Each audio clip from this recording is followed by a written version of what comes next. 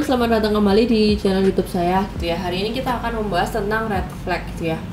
Ada salah satu teman kita yang cerita, "Kak, mantanku tuh narsistik juga ya kayaknya dulu." Setelah gue inget-inget, nah terus sekarang kan pacarku kayak gini juga, narsistik juga. Nah tapi memang sih aku juga kayak gini.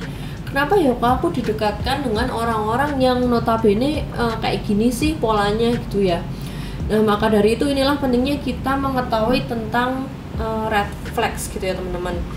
Nah judul dari video ini adalah 7 red flags yang red flag banget.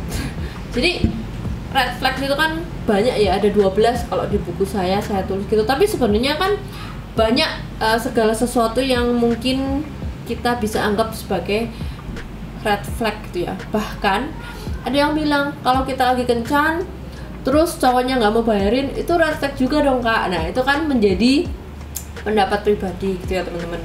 Nah apakah dengan kita tahu tentang red flags ini terus menjamin kita jadi nggak terkena ke NPD-an ini? Ya nggak juga gitu ya. Tapi yang nggak tahu sama sekali tentu jelas gampang lebih kena. Dan jujur dulu gua juga nggak tahu sama sekali tentang apa itu NPD gitu ya. Maka dari itu menurut gue sih ada baiknya kalau kita tahu tentang red flags gitu ya. Nah tapi gimana caranya yang gampang kita itu memahami ini tuh red flags yang bener-bener parah banget, dan menurut gue langsung kita mempertimbangkan untuk mundur gitu ya, apalagi di awal-awal hubungan gitu ya. Nah soalnya memang ada yang bilang kalau apa-apa dianggap red flag, apa-apa dianggap ilfeel, ya gimana dong, susah dong cari pacar gitu kan. Maksudnya jadi gimana mau dapat cowok atau cewek kalau apa-apa dianggap jadi red flag gitu ya teman-teman. Nah sebenarnya ini justru untuk sifatnya melindungi kita aja sih. Jadi 7 red flag apa sih yang red flag banget gitu ya. Di dalam video kali ini gue mau kasih tips-tipsnya gitu ya. Nomor 1, semisal kalian punya pacar atau PDKT gitu ya, terus pasti dong namanya orang pacaran, deket, janjian, makan, hangout bareng gitu ya, ketemuan. Nah kalau pasangan kalian ini telatnya tuh 30 menit sampai 1 jam dengan kabar dan komunikasi yang jelas, mungkin itu masih batas pacar teman-teman gitu ya. Ya udahlah, maklumi gitu ya, mungkin jamnya ngaret. Tapi kalau telatnya 1,5 jam, 2 jam, bahkan 3 jam, terus kabarnya nggak jelas dan terjadi lebih dari 1 kali, itu red flag yang red flag banget gitu ya teman-teman. Jadi itu kan konotasi sederhana, gimana lo mau lanjutin hubungan deh dengan tipikal pola appointment yang seperti itu gitu ya. Nomor 2, semisal kalian punya pacar yang sering hilang mendadak, dan hilangnya dengan biasanya alasannya nggak masuk akal, baterainya habis, handphonenya hilang, nggak ada paket, atau apa deh pokoknya yang menurut kalian secara logik normal nggak normal, dan sifatnya tiba-tiba, dan kalian sadar dan tahu persis bahwa dia punya kebiasaan ini. Jadi susah atau nggak bisa dihubungi dalam waktu tertentu, kayak punya zona atau kehidupan lain yang sifatnya tuh rahasia gitu ya. Apakah mungkin dia agent, atau nih jangan-jangan dia malah udah punya suami atau udah punya istri, atau pacarnya di mana-mana. Soalnya gini ya teman-teman, sepinter-pinternya narsisis, mereka itu nggak punya kemampuan Naruto yang bisa jadi banyak, bener gak gitu ya. Jadi artinya ketika sama supply satunya, ya HP-nya dimatiin, ya kalian nggak bisa ngubungin mereka. Sesimpel itu ya teman-teman. Red flag. Nomor 3 yang red flag banget gitu ya, kalau itu tuh kalian gini loh, ngerasa pagi, siang, sore berubah-ubah. Bisa-bisanya pagi sampai siang happy-happy, jalan, mesra banget, aduh menyenangkan banget gitu ya. Terus malamnya tiba-tiba nggak tahu apa-apa, dia ngeblok lu gitu. Jadi pokoknya sesuatu yang sifatnya itu hitam putih gitu ya, fix.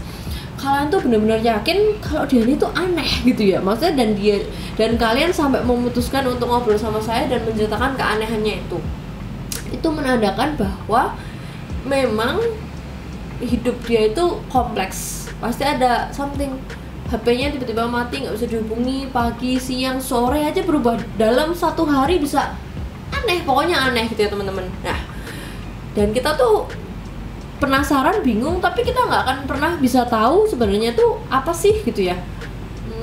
Ya yang tahu cuma dia.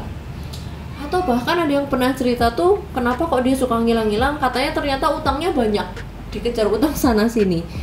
Ya jelas dong itu red flag gitu ya teman-teman. Nomor 3. Nomor 4 itu red flag, yang red flag banget. Dia suka banget kalau kalian tuh kelihatan khawatir, terus ngejar-ngejar dia sampai kayak ngerasa kehilangan yang berlebihan.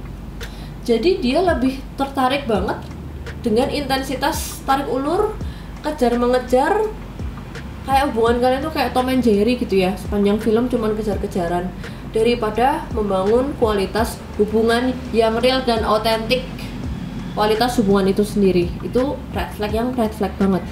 Kemudian yang nomor 5, sebenarnya awal-awal itu biasanya sih, ini biasanya itu yang bisa dijadikan tanda itu adalah suatu slides of kerapuhan diri dan play victim yang menurut gua sih nggak ada obat gitu ya. Cerita tentang kehidupan dia, keluarga dia, yang membuat kalian kasihan dan kayak ada dorongan untuk merawat dia kayak anak kecil yang butuh kalian adopsi gitu ya. Yang akhirnya dari cerita-cerita itu disisipkan sebenarnya itu adalah ekspektasi yang sebaiknya kalian lakuin gitu ya. Jadi kayak kalian akan menjadi supply dari asas manfaat mana yang dari ceritanya itu dia itu cukup rapuh dan play victim, sehingga kalian merasa kayak memandang seorang anak kecil yang perlu kalian cintai dengan semaksimal mungkin gitu ya. Nomor 5. Kemudian yang nomor 6, ketika kalian di dalam hubungan itu nggak ngerti sebenarnya dia ini kenapa sih kok tiba-tiba ngambek, tiba-tiba marah, tiba-tiba nggak suka, sangat sensitif atau hypersensitif gitu ya, dan membuat kalian sering bertanya-tanya pada diri sendiri, weh kok dia gitu ya, weh aku kenapa ya, aku salah apa ya. Terus kalian kayak bisa ngebaca chat berulang kali karena kalian merasa bersalah atau kayak walking on eggshell gitu ya. Ingat-ingat lagi tadi gua ngomong apa pas tadi ketemu, gue komentar apa ya, apa ada yang salah, apa ada yang nggak sesuai ekspektasi dia gitu ya. Jadi teman-teman, bahkan kalian bisa wondering gerakan apa sih yang bikin dia nggak suka. Nah jadi teman-teman, simpelnya tahu nggak sih kalau kalian pacaran dan baca chat pasangan kalian berulang-ulang banget, itu nggak normal loh gitu ya. Dan yang nomor 7, red flag apa yang red flag banget, simple sih teman-teman, tapi ini penting banget gitu ya. Yang terakhir adalah egoisnya tuh banget gitu ya. Kita nggak usah ngebahas disorder, nggak usah ngebahas psikologi, teori apapun yang berat-berat gitu teman-teman. Kalau kalian ketemu orang yang tingkat egoisnya nggak bisa kalian toleransi, yang tingkat egoisnya setinggi gunung, yang selalu merasa benar terus gitu ya, itu red flag banget gitu ya. Nah kenapa kok nomor 7 ini sifatnya lebih general gitu ya, bahkan nggak ada hubungannya dengan NPD sekalipun gitu ya. Mungkin kalau satu kata egois, soalnya teman-teman, egois adalah lawan dari cinta. Gimana kalian mau memulai hubungan suatu relationship yang perilakunya sudah menandakan atau memiliki red flag lawan dari cinta itu sendiri gitu ya teman-teman. Semoga semua yang udah sampai di video ini nggak ketemu lagi, nggak terperosok lagi di dalam hubungan-hubungan yang narsisistik teman-teman. Nah, aku thank you banget untuk semua yang udah sampai di video ini, yang mau like, comment, subscribe. Jangan lupa mampir ke @Instagram unsecret.narcisis. Aku thank you banget untuk semua teman-teman yang udah baca bukunya juga, yang udah beli bukunya juga di Tokopedia maupun Shopee gitu ya teman-teman. Semoga video ini bermanfaat. Sampai jumpa di video selanjutnya.